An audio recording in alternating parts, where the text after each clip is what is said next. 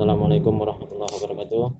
Di sini kami akan Waalaikumsalam. mempresentasikan hasil dari kelompok kami, yaitu kelompok 2 yang berjudulkan Studi Interpretasi Resistivity dalam Mengidentifikasi Zona Rekahan, yang beranggotakan saya sendiri, Habib Aldiansah, Nur Rizky Nafilsi, Al Muhaimin, Irfan Zuliandi Saputra, dan Muhammad Sandi Arya Saputra. Outline-nya yaitu pertama pendahuluan, yang kedua tinjauan pustaka, dan ketiga metodologi penelitian.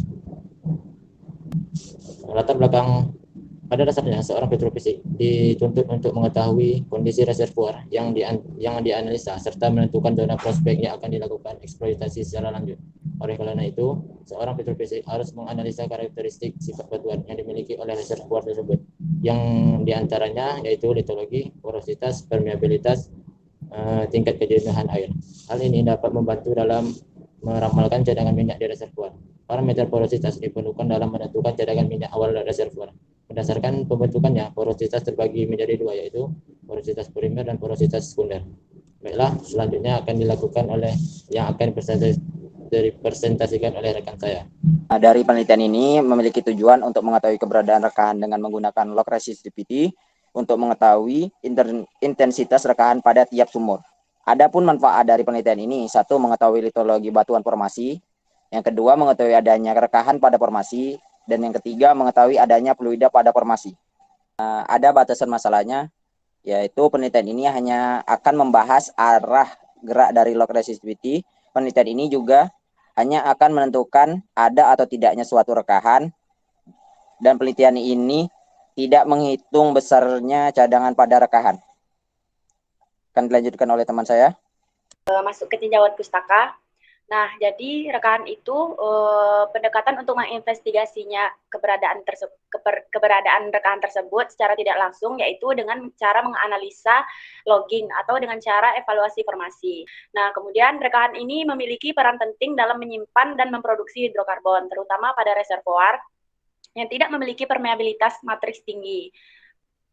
Rekahan memiliki kontribusi 0,5 sampai 1,5% porositas dari total porositas reservoir. Namun nilai porositas ini terlalu kecil untuk dideteksi oleh log porositas biasa. Sumbernya yaitu Iman Abdullah tahun 2008. Nah, terus lanjut ke klasifikasi berdasarkan kegunaan rekahan pada reservoir. Jadi rekahan itu terdapat 4 tipe. Tipe pertama yaitu rekahan memberikan porositas dan permeabilitas yang baik. Yang tipe kedua yaitu rekahan yang hanya memberikan permeabilitas yang baik. Dan tipe yang ketiga yaitu rekahan memberikan permeabilitas tambahan sebagai media pada reservoir yang telah berproduksi. Kemudian tipe terakhir yaitu rekahan yang tidak memberikan porositas dan permeabilitas yang baik, namun memberikan ketidakseragaman sehingga berperan sebagai barier. Kemudian lanjut ke log resistivity. Jadi log resistivitas ini merupakan metode yang digunakan untuk mengukur sifat batuan dan fluida pori seperti minyak, air, dan gas di sepanjang lubang bor dan mengukur sifat ketahanan kelistrikan formasi. Terus pendeteksian secara langsung bukanlah satu-satunya cara untuk memperkirakan keberadaan rekahan di dalam formasi, tetapi cara lain yang ditempuh untuk memastikan hasil evaluasi lebih akurat, yaitu salah satunya adalah evaluasi rekaman log. Baiklah, selanjutnya akan dijelaskan oleh rekan saya. Di mana sini kami mengambil acuan yang telah dilakukan oleh beberapa peneliti. Yang pertama itu ada Paul Kemistra, di mana beliau melakukan perekaman interpolasi log pada sandstone, limestone, dan rekahan mineral. Hasil yang didapat, sumur PC1 memiliki orientasi strike dan konduktif, sedangkan orientasi strike resistivitas vektor yang dominan. Yang kedua itu ada Aprilia et al. Tahun 2017 melakukan perekaman lapisan menggunakan software interaktif heterofisik, ya, di mana hasil yang didapat keberadaan rekahan di formasi. Selanjutnya itu ada S. Wahyuni 2017 sumur batuan karbonat, di mana hasil yang didapat yaitu secondary porosity pada zona inters yang kemungkinan adalah rekahan pada sumur F35, di mana nilai log sonic lebih rendah daripada porositas totalnya. Dan yang terakhir itu ada G. Nugraha 2015 dilakukan pada penelitian formasi karbonat. Hasil yang didapat yaitu interpretasi log pada sumur TA2 dan TA7 memperlihatkan intensitas rekahan yang terdapat pada zona B, sedangkan zona lainnya hanya muncul pada beberapa kedalaman. Hasil yang kedua, sumur TA3 dan TA4 memiliki rekahan yang sangat intens dalam reservoir berdasarkan hasil interpretasi log rekahan muncul sepanjang ke dalam reservoir yang diteliti. Selanjutnya akan dijelaskan oleh rekan saya, Bang Irfan. Di sini saya akan menjelaskan tentang diagram area penelitian. Diagram area penelitian ini akan saya jelaskan. Pertama, kita mulai dari pengumpulan data, input menggunakan software interaktif petrofisik, kemudian interpretasi log resistivity, kemudian analisa hasil, kesimpulan, dan kita masuk dalam penyelesaian dari laporan ini. Selanjutnya itu ada tempat dan jadwal penelitian. Tempat ini dilakukan di simulator reservoir atau di laptop yang kita gunakan yang terinstal aplikasi interaktif petrofisik.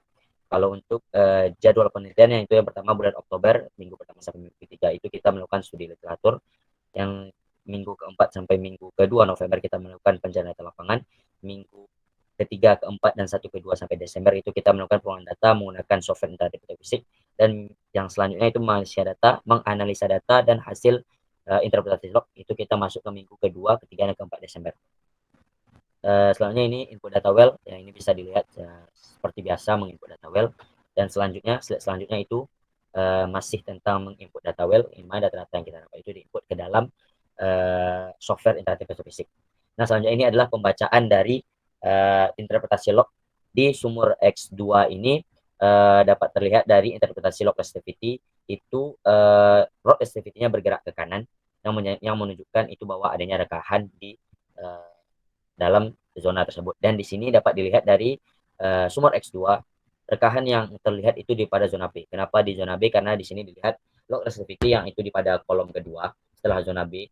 Setelah zona itu ada kolom kedua itu log resistivity, dan dapat dilihat itu di zona B mengarah ke kanan dan didukung dengan probabilitas yang itu kolom terakhir, yaitu pada kolom terakhir dapat dilihat probabilitas dari zona B itu mengarah ke kanan itu cukup naik, berarti diadakan adanya rekahan atau adanya fluida di dalam rekahan tersebut. Nah, pada sumur X3 ini, pada sumur X3 itu hampir mirip dengan sumur X4, di mana rekahan dapat terlihat dari berbagai zona, yaitu ada zona A ada rekahan, zona C, B, dan D itu ada rekahan, tetapi mungkin yang kuat itu ada zona di zona B dan C. Kenapa demikian zona B dan C? Karena bisa dilihat di kolom terakhir atau di track terakhir, yaitu probabilitas, dapat dilihat ada beberapa probabilitas yang ada di situ.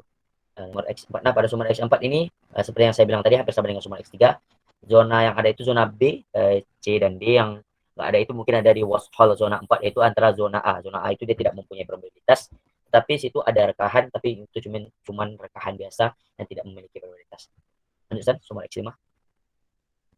Nah, selanjutnya pada sumur X5 ini sama seperti sumur X2 ya, di mana rekahan itu ada beberapa zona, tetapi di sini yang kita tangkap itu zona B.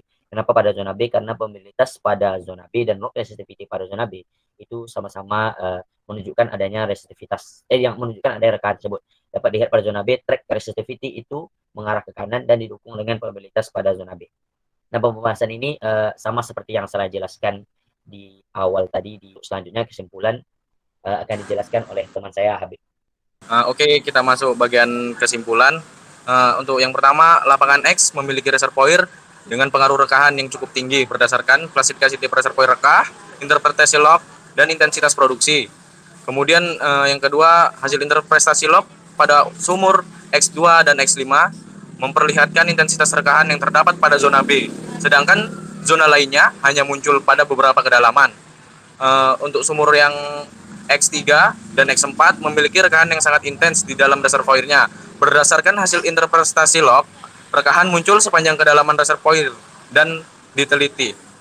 Untuk yang terakhir, sumur X2 dan X5 memiliki reservoir dengan matriks dominan, sedangkan sumur X3 dan X4 memiliki reservoir yang dominan rekahan berdasarkan pengelompokan tipe reservoir rekah alami oleh Nelson. Berikut adalah daftar pustaka yang kami ambil. Oke, terima kasih. Balik lagi ke Muhammad Sapuri. Baiklah, sekian dari hasil presentasi kelompok kami. Jika ada kekurangan yang kurang jelas atau kurang bermanfaat, kami mohon maaf. Sekian dari kelompok kami. Wassalamualaikum warahmatullahi wabarakatuh.